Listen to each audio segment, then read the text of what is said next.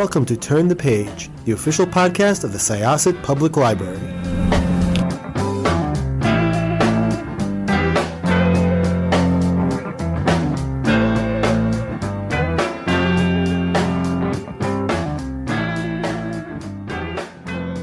Welcome to Syosset Library's Turn the Page podcast. I am Jessica, and I am here with Barbara Bourland. And we are going to talk about a really interesting book called The Force of Such Beauty. And I'm going to just kind of let you describe it because it's difficult to sort of sum up. There's so much going on in this book. Sure thing. So The Force of Such Beauty is the story of a retired athlete who marries the prince of a tiny, money-hoarding European nation. And it is a fairy tale. It is absolutely a classic fairy tale. It is the story of a young woman who winds up trading her reproductive future to a government in order to receive some kind of security.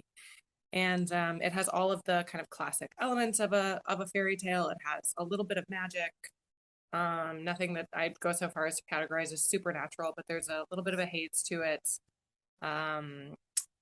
And I don't want to spoil the plot for anyone, but it opens with her attempting to escape and failing to do so. And from there, she goes on to sort of reevaluate all of the things that had led her to that.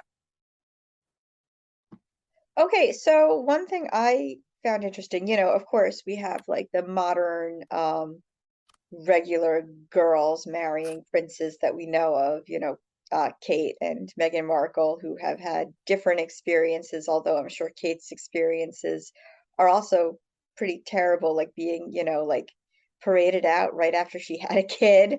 Yeah, And 7 then, hours. yeah, and all of just the racism and criticism that Meghan Markle gets. We all know about poor Princess Diana. I was just about to leave for college the night that she died. Oh, wow, yeah.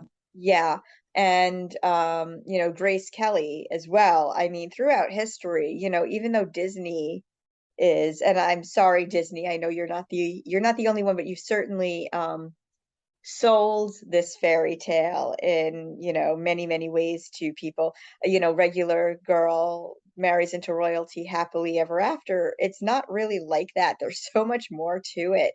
And what I found interesting first is there is an actual athlete who did marry into royalty who you Yes. had sort of as an inspiration for Caro. So could you please tell us about that? Sure thing. So, and she's an inspiration in truly the most inspirational of ways. I don't know that much about her as a person at all, and I'm not trying to make fun of her. She's a real person trapped in what seems like an incredibly tragic situation. But Charlene Whitstock was an Olympic swimmer for the South Africa relay team, and she's originally from Zimbabwe. And she dated Prince Monaco or Prince Albert of Monaco for like 8 or 9 years before they got married. And when they did get married, there are many photographs of it. She sobbed throughout the entire wedding and has, I think, clearly been really unhappy because it has to be awful to go from being an Olympic athlete, which is what I think of as kind of the pinnacle of sort of physical independence, to waking up every morning and your only job is to put on a dress and smile. And that seems like such a spectacular tragedy. And she's still there. They have kids. She still lives there. And like I said, she dated him for 8 or 9 years, which is not what happens in the book. So, it's hard to know what went on in their relationship and why she chose that. But I think, that the story of all fairy tales is that the idea is that it's your best choice is to marry a man and to have his children. That is it. That is the best thing that can happen to you. And maybe it's the only thing that can happen to you. Certainly if the narrator of the book, Caroline, is a former Olympic athlete. And if you train hard enough to become an Olympic athlete and you don't come from a lot of money, the chances of you being able to maintain your education are really, really, really low. And for Caroline in the book, she's not able to maintain a formal education. And she is from South Africa, which has a British style schooling system, which they have a really rigorous set of tests that begin when you're 11 years old that kind of weed you out from being able to get into any good universities if you're not from a family with resources. And so she just kind of gives up on it. And that's also what happened to Princess Diana, although she came from a family with resources, but they didn't prioritize her education. So she went to a finishing school in Switzerland and quote unquote graduated when she was 19. But she, as much as she would have liked to have gone to university, she wasn't able to. She'd never gone through the kind of test, sort of branches of testing that would have allowed her to even apply to a British university. So strangely, even though she was an aristocrat, she really was, she wasn't given the tools to make her way in the world at all. She, her first job out of finishing school, she worked as an aide at a kindergarten, which is a pretty menial job. And Yeah. yeah. So I mean, I'm not trying to disparage aides at kindergartens, that I give a lot of credit, but it's an incredibly difficult job. yeah, But it is, and you can see like her love of children was pretty apparent throughout her life. of course. I mean, that's the one job she was allowed to have, Of right? Was to course, be yeah, maternal, was to be yeah, maternal.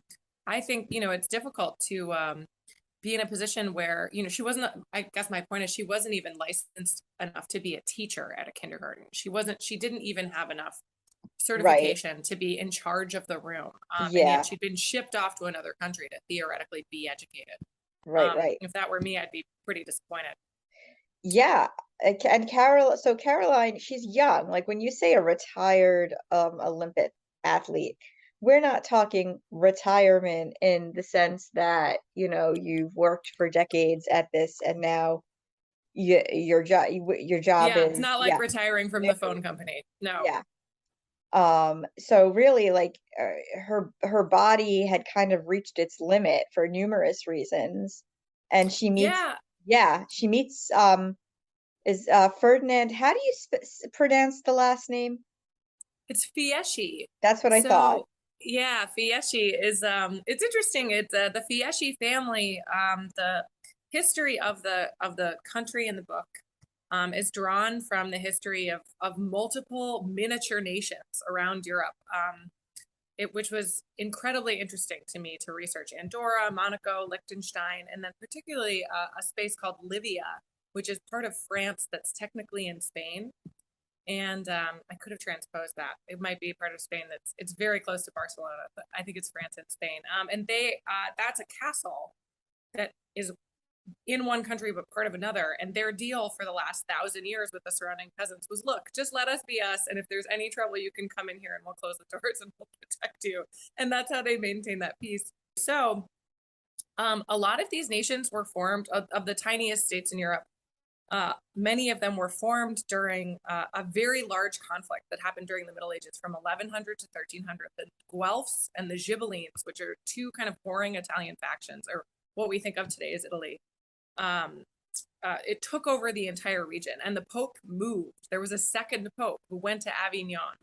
And during that time, there were a couple, you have these huge families, these kind of banking families. The Medicis are the most famous, of course, the Medicis of Florence. But the Fiescis are another family that during this time could have theoretically sent someone across the sea that accidentally found a nation.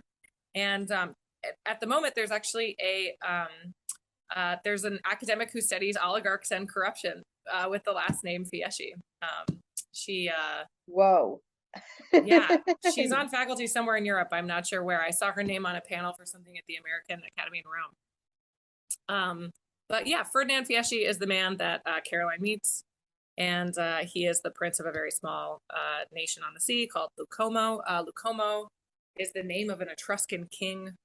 There's a whole fun historical fiction segment to this book where we learn about the founding of this nation, which I think, as you can tell, to the listeners, Jessica and I are seeing each other on Zoom as we talk, and I love talking about this part. Inventing a fake country was the light of my life for like a year. And yeah, because I wanted it really desperately to feel incredibly magical. And the hard thing about places like Andorra and Monaco and Liechtenstein is that when you're there in person, they don't feel super magical in person. they're all kind of run down, the places that exist as kind of tax breaks, just the glamour kind of it rubs off really. It's a gilded glamour and it rubs off easily. So Andorra, for example, has two ski resorts that haven't been updated since the 1970s, which admittedly look amazing. They look Yeah, I like was they would be about so to fun to say ski. there's something kind of appealing about that in a weird way. I don't Totally. know, They look like like they in have a no what is it, rules like at hot tub all. time machine way? Like, 100%. Yes, and I love a slightly dangerous, incredibly aged European ski resort. I'm always down to do it. But the you have this kind of weird vintage majesty, and then you've got they have gas stations and car dealerships everywhere because the value added tax on automobiles really raises it makes it really expensive, and they have a tax-free automobile culture. So everywhere you look, there's just these like weird, sad car dealerships. It's fascinating, but then horses walking around. They both have, everyone has a horse, but they also horses on every menu. It's one of those like strange contradictions. And Monaco, of course, it has a lot of really tacky elements to it. Liechtenstein is incredibly small. San Marino is super charming. That's in Italy. That is this tiny little nation at the top of the hill with a like weirdly super progressive democratic government where they re-elect everybody every 6 months. But it is incredibly wealthy, and it's this stone I castle that's yeah, I'm get when you say that, I'm just sort of getting vibes. My we were just watching a clip from Monty Python and the Holy Grail where Arthur mhm. walks into Dennis and his wife, and they're explaining the commune that they live on, and Uh-huh. Arthur's like, "But I'm your Right, of king," course. and they're like, "No." Well, actually, this is how we run our government.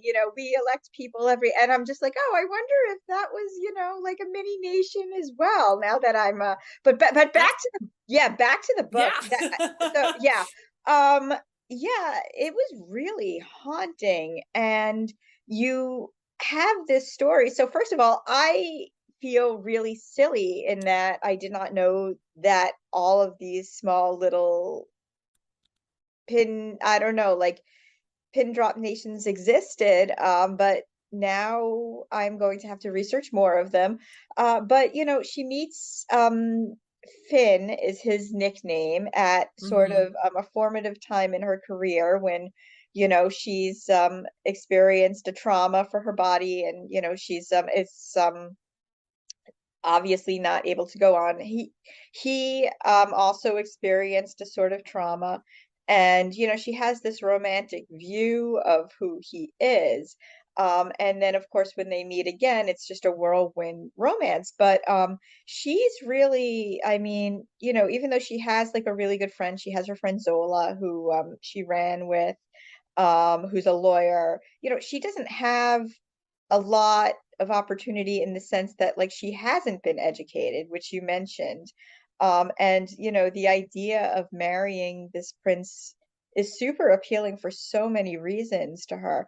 But like the whole idea of her reproductive autonomy, oh my gosh, there's like one really jarring scene where she's starting to kind of realize what's going on, and you're wondering whether or not I mean, you know that she's not going to step out of it because you're reading this book and you're just like, okay, eventually they get married. But you're just like, oh my God, like, is this an actual thing? Yeah. Yeah. Yeah, it is. That is fairy tales, as you said earlier, we get sold this narrative all the time. That's you make yourself valuable to a valuable man. He marries you happily ever after. And what's so fascinating to me is that is the story ends that for women, that our sense of self, that our sense of purpose ends the moment that we belong to another person, the moment that we align ourselves with another person, that our own personhood is gone. And especially for women who have children, that you have value up until the moment you have produced your children. And then, a place like a monarchy really doesn't need you anymore. In any kind of monarchy, which is a government that is a hereditary government, it requires women's bodies in order to stabilize its economy. It absolutely 100% has to produce heirs to the throne in a specific bloodline. That's what it does. Once you are, say, Princess Diana, and you've produced the heirs to the throne, you're not valuable to that monarchy anymore. You are not necessary. And that is such a grotesque trade. And I'm astonished at the degrees to which we see this playing out, not only in culture, like cultural products made for children, like things like Disney, but in the many, many, many cultural products made for female adults, that we're continuing to tell each other this story in a way that is positive. We're like, oh, you're a princess. You know, when I got married, the chorus of "It's Your Day," as if it was my only day that I would ever have. I found it fascinating when you step back and look at the language. And I say this not, I'm not trying to be pejorative to my fellow woman and person. I have done the same thing. You know, this book is really an attempt to look at this story with empathy and with care, and to try to kind of dig away at some of the princess stuff that's in so much of our lives, and to look at a princess story and say, really, what is this? Is this a good story, or is this a ultimately incredibly tragic story? Yes. I mean, I have to say though, when you talk about, and again, I mean, you know, I'm not trying to disparage Disney here. I grew up on it. There are things I love. More recently, I like the stories that don't involve necessarily like it has to be a romance, you know, which has been fun. You know, your typical Cinderella stories. But when you look at like the actual Grimm's fairy tales, I kind of agree with what you just said. Like, is this like a happy story, or is this incredibly tragic? Because like even when those stories end, like supposedly when you belong to somebody, like the things that happen are so much more horrible than anything, you know, like okay, there's like all of this trauma. And yeah, so it really rang true when I was reading this book. Yeah. The fairy tales and folk tales, which get passed down from generation to generation and are, you know, written down in things like Grimm's fairy tales and in different kinds of formats all over the world. Fairy tales generally tend to be about governments. They tend to be stories about power, and they're stories about places. We learn so much about, you know, the orphan was abandoned in this hut in the forest, and the castle is over here, and the spinning wheel is in this room. We really learn about the geography of places in kind of historic fairy tales. And then folk tales tend to be smaller. It's a bag of magic beans, a talking fish. These sort of, there's some supernatural elements to it, but they tend to be more focused on a village or a town, these sort of smaller geographic regions, and excuse me, smaller metropolitan clusters, but then maybe a bigger geographic region. You'll travel to the sky, you know, you go down into a cave, etc. And yeah, the ones that involve women really tend to be incredibly grotesque and terrifying. And to have lost all of that along the way, and to turn it into the sort of elements of the story that are so tempting and beautiful: crystal, glass, sun, moon, stars. You know, these words are so powerful. They do so much to us. And that was part of why it took me 5 years to write this book. It's they're really loaded. Everything comes really front loaded. It does a lot to a reader. So yeah. Yeah. So what were some of the elements that were really important to you when you were writing Caro's character and Finn's character? Well, to start with, I'll start with him. I wanted his kind of pitch to her, and the sense of their romance to really be also it's sort of a romance with authoritarianism. You know, we've seen so much cynicism towards democracy here at home. Obviously, we see a ton of it abroad. And the baby, I'm going to take care of you is really trust in me, I know what's best kind of story. And Caroline comes from South Africa, which I've had the luck to visit many times over the past 10 or 15 years. And that is a place that is really similar to the United States. It's an imperfect young democracy with a lot of sins on the table and a lot of shame and a lot of trauma, and how they choose to go forward is a complicated thing. And for her, she doesn't quite know how to, the appeal of, I'm going to take care of you, you don't have to think about it, is stronger than, stay at home in your messy country and try to make it better. And I think as a character, I wanted him to be like genuinely charming and fun and interesting, and also kind of represent these sort of classic archetypes of masculinity. He's tall, he's strong, he's rich, he's handsome, but he's also funny and complicated. And for Caroline, I'm not sure how much of her I chose, I suppose. Novels kind of come to you in a sense, and it's your job to make them available to the reader. An idea comes to you and it feels so big and full. And the work of making it into a novel is really sitting there with that and parsing out what is effective for a reader and what is interesting to you personally. And sometimes those are the same and sometimes they're not. And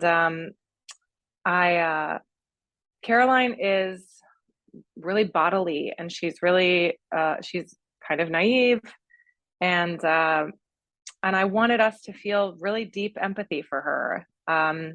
When in the culture we talk about Meghan Markle, or we talk about Kate Middleton, or we talk even about female celebrities who, all of these women have the bodies of elite athletes, for starters. They put so much energy into their appearance. It is crazy. And the amount of criticism that they receive for, I don't know, slightly too much Botox, or, there must be constant maintenance, and it must feel terrible. Honestly, it must feel terrible to have to do that every day. It must feel really bad. And I wanted us to feel care for Caroline and to be with her along the way as she kind of eventually does have to make all of these choices about her appearance. As opposed to the kind of, you can be standing, I've said this before in other podcasts, but you can be standing in a room full of people who will all say, I'm a feminist, I'm a humanist, I'm an intellectual. And you say the words Meg Ryan's face, and there's a ripple through the room where everybody looks horrified. And that kind of interior misogyny that we all carry around, I want so badly to be free of it myself. I really do. And yeah, but it's not that easy, it's not easy. It's not easy. And when you talk about, like, I think we are sort of socialized as women to sort of cut each other down, which stinks. But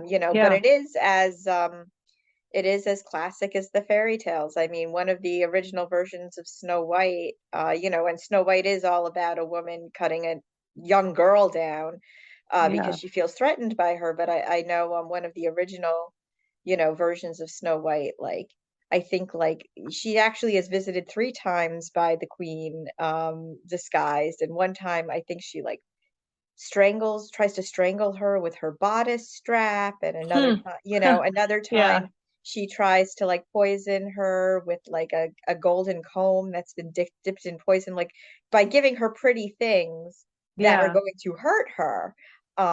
So yeah, I think you're making some really good points there.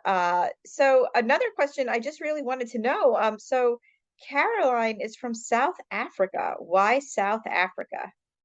Yeah, so South Africa, like I said, has so many parallels to the United States.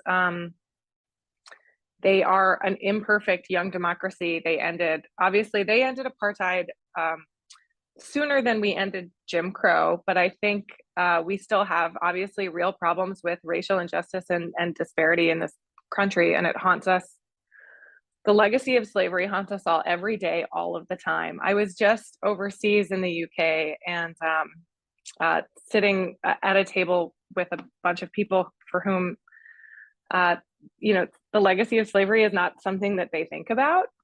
And I've never felt more American than when I had to be like, in the United States, that's not really how we talk about slavery, because this has touched all of our lives. This touched our grandparents' lives. It touches our friends' lives. This is something that holds us together in this incredibly complex way. And looking at that in the United States, as we see again and again and again, is so painful and so difficult for so many people. And I was interested in finding a way to talk about that kind of sense of shame and that sense of responsibility without having to make it about the United States, because we are certainly not the only place that has that problem. And so Caroline is from a similar democracy that has had a lot of challenges, and her response to that is to walk away. I mean, how many times have you heard people say, I'm moving to Canada, you know, whatever it is that they're going to give up on the project of the United States. But I think the United States actually has a lot of good to it. And every time I travel, there's so many things where I think, gosh, I'm so happy to be an American.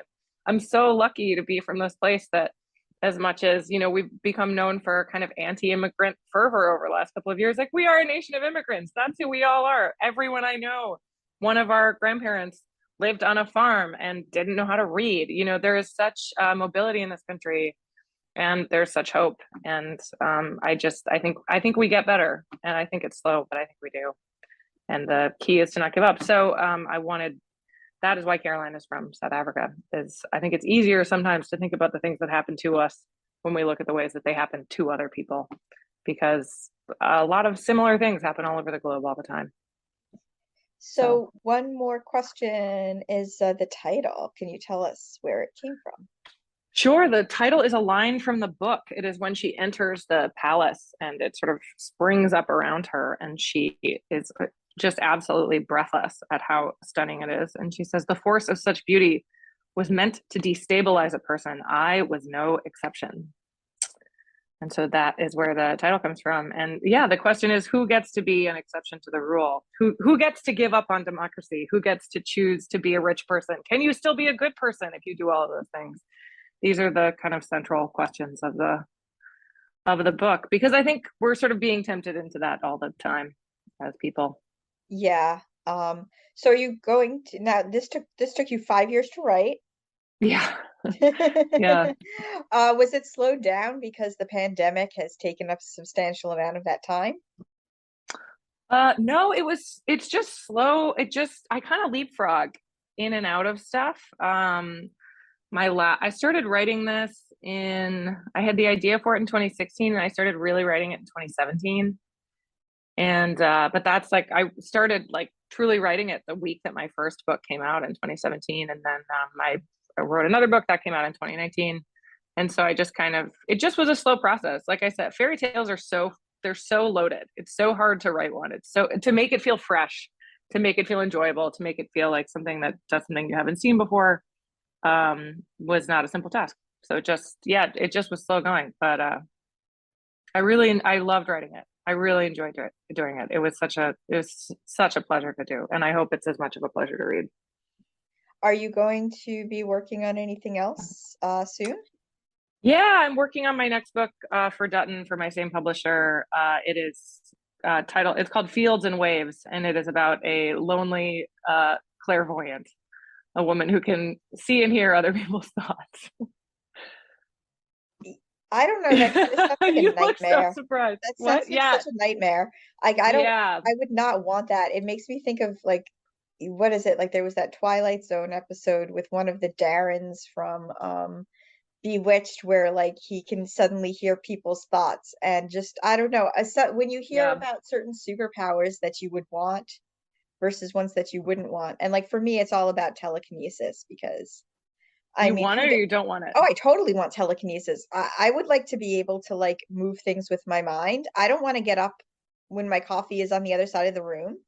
If I could use, that's your big goal, is to move coffee from one side of the room to the other. I have simple needs and books. Yeah, I guess if my book is on the other side of the room, but like, oh my God, I know that being able to lie in your bed and have the pages of a hardcover book turn magically and have the light turn off just the second that you think I want it to turn off. That truly, I would wish for that if I had a. I never, like, it's like I never get over, no matter how old I get, I never get over trying to use the Force. Like, I know I can't. Yeah. I know it's not real, but I still want to try. Maybe this time, but really no. The idea of like being in the same room as people and hearing their thoughts, and I just know that just sounds like a complete nightmare. Yeah, I mean, yes, on the one hand, nightmare. On the other hand, the positives of this, as a person who is, I mean, obviously you're a librarian, right? You're a librarian. You've done hundreds of episodes of this podcast. I think suffice to say that you are a curious person. You have curiosity about the world. Extremely. And so to be able to sit in like an operating theater while a bunch of neurosurgeons open up a brain and listen to all the stuff that they think, all the things that they know, all the sense memory, that's Wikipedia. Truly, it's a metaphor for the internet. Like, there's so much about being connected to each other all the time on the internet that brings such deep joy to my life. Wikipedia being truly like my number one favorite thing on the planet. And second only to being in a real library where I was just at the Bodleian in Oxford, and I had access to the special collections, and I was just calling anything up that I wanted. And it felt like witchcraft. And I did call up books That's and awesome. spells from the 1700s, 1600s, Cool. and they were amazing. That's amazing. But it was amazing. It was so cool to look at. And that, as a person, like being able to be connected to different, like to hold a book that's from across time, I'm sure you had this experience, and you just feel, or to be standing in ruins, to be in a physical totally, landscape that's from a different time. You just feel, you're like, oh yeah, time is the fourth dimension and I'm the master of it. There's so like human connection is so positive in so many ways and gives us so many gifts. And then it also obviously, the other kind of dark side of this, it would be the kind of real challenge of hearing other people's insecurities all the time, which would be really sad. Oh yeah. So yeah, cool. I've been working on this since like July of 2020, and right. I've really been enjoying it. But it's a different. All of my books are a little bit different from each other. They are, and I'm looking forward to reading that one. So hopefully you'll come back and talk about it when it's available. I would absolutely love to. It'll be a couple of years, but 100% consider me a forever friend of the Syosset Public Library. How exciting. Okay, so once again, this was Jessica with Syosset Libraries Turn the Page podcast.